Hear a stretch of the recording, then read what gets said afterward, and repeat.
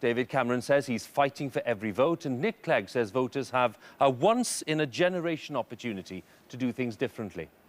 Our political editor Nick Robinson reports now on the final day of the 2010 campaign. It's never too late to persuade the undecided. Never too late to convince people to have trust in you. Never too late for yet another campaign stop. David Cameron campaigned right through the night. After all, who needs sleep? And it is all night. It is. It's not just here in No. We've got Darwin, we've got Wakefield, we've got Wales, we're going to Montgomeryshire, so all through the night, consistently, making stops. Then a bit, breaks. There are breaks in between. There is time for bit of sleep. A little bit of cup of tea or a bit of sleep. Yeah. That's the idea. The polls say that more people than ever before have yet to make up their minds. So the Tory leader surprised shift workers in Lancashire, exhausted his aides and asked them all to believe in him. Did you tell him how you're going to vote? I haven't made my mind up yet. That's what I would have told him. Still, yeah. What are you waiting for? I don't know. At 3, he was in a warehouse. At 5:30 on a trawler in Grimsby. If only landing votes was as easy as landing fish. Down the road in Leeds, Gordon Brown had slept a bit before heading to meet market traders at dawn. Yeah, an early start for you. When did you start? Oh, about 3 o'clock this morning. 3 o'clock. And when do you finish today? Oh, I'll get away about 9 or 10 o'clock. So Come 10 o'clock tomorrow, it will all be too late. Before this campaign began, the Prime Minister was told he couldn't win. In the final hours of this campaign, it's clear that he refuses to believe that.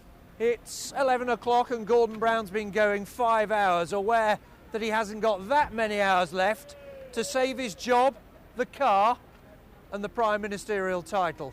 He insists that what can win him votes is not energy, but policy. What time did you get up this morning? You've had hardly any sleep. 5 o'clock. Yeah? 5 o'clock. But When do you go to bed? When do you go to bed? I'm a father with 2 young children, and to be away from home, I actually probably got more sleep last night than I did other nights. But you think this is making a difference? You still think it's possible? Making a difference by talking to people, making a difference by the speech I'm about to make and the speeches I'll be making right throughout the day about the choice before Britain. Nick Clegg either likes his sleep or is just confident. He made his first trip of the day to Eastbourne after 9 o'clock.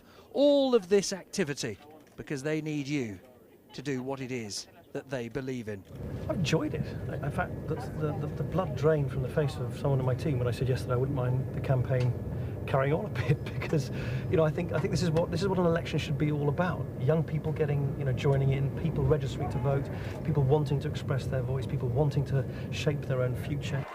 The early star of this campaign knows he faces a squeeze from those who say the only vote that counts is to put either Cameron or Brown in number 10.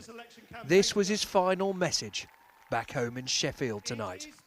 If you trust us with your vote, I promise you something in return.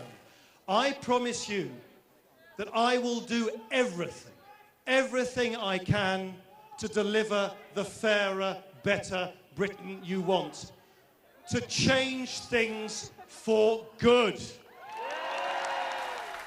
Prime Minister, perhaps for only one more day, Gordon Brown insists that it's ideas that count, and the Tories have got them all wrong. And I tell you, this is not a Conservative moment. Everyone knows that when the banks failed, people needed government on their side. Everybody knows that. Everyone except the Conservatives. Because I warn you, if the Tories have their way, social progress will be in reverse, and instead of advance, we will see retreat.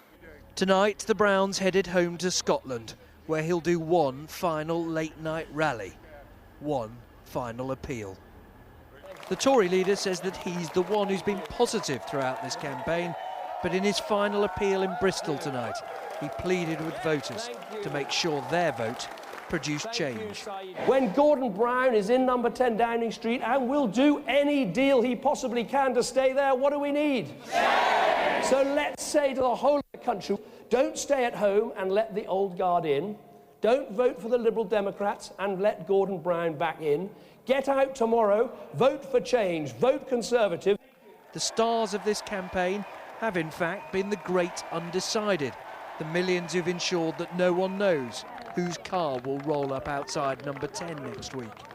Who they vote for, whether they vote, how many of them vote, that will determine the outcome. Nick Robinson, BBC News, Bristol. Well, in the final hours of this election campaign, experts are studying the latest opinion polls in detail, looking